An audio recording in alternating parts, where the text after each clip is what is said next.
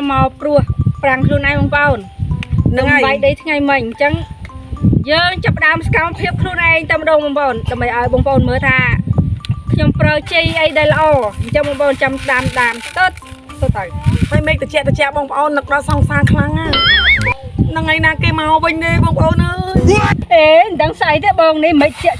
នឹកឃើញតែប្រើនឹកឃើញសង្សារមិនចេះណាមកพูดស្អីក៏មកញ៉ៃប្រុសឈ្មោះទេបងឯងអត់ទាន់ដឹងទេបងវាចាស់ចំណាននេះហើយមិនទាន់តែស្គាល់រសជាតិបោនឹងគេទេមើលបានមួយមិនដឹងយ៉ាងណាទេអូនអើយបងនេះមិនដឹងស្អីទេឲ្យមិនជានឹកឃើញតែប្រុសឈ្មោះមិនចេះ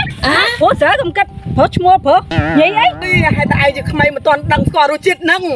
អូនហ្នឹងឲ្យមើលបានស្គាល់ម្ដងនិយាយពីជួចាក់ហ្នងអូនបងខ្ញុំមិនគិតប្រុសឈ្មោះរំឯងទេតោះយើងត្រូវធ្វើការធ្វើងារធ្វើមិនតែយើងគ្មានប្រុសគ្មានឈ្មោះគេតើតាបងកុំញ៉ៃច្រាស់អើយមិនតិចនេះទៅចាអារម្មណ៍នឹកអីណាហើយអូយ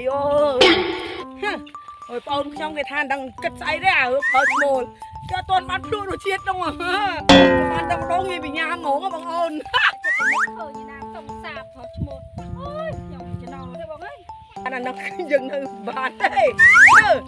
ម៉ែណាបងប្អូនយល់ដល់ខ្ញុំអត់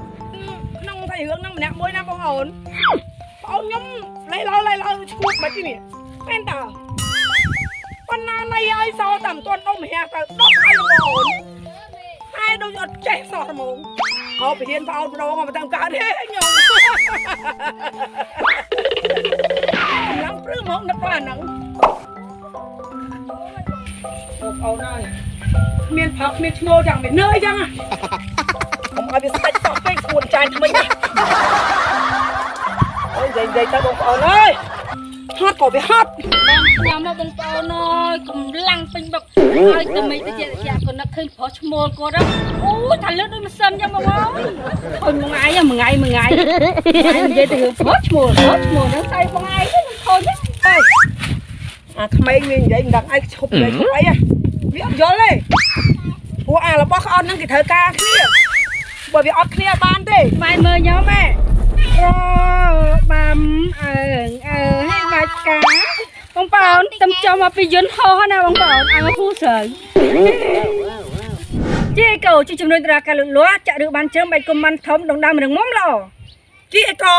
ប្រើបានសម្រាប់ប្រជាកសិករយើងល្អប្រើលេខ1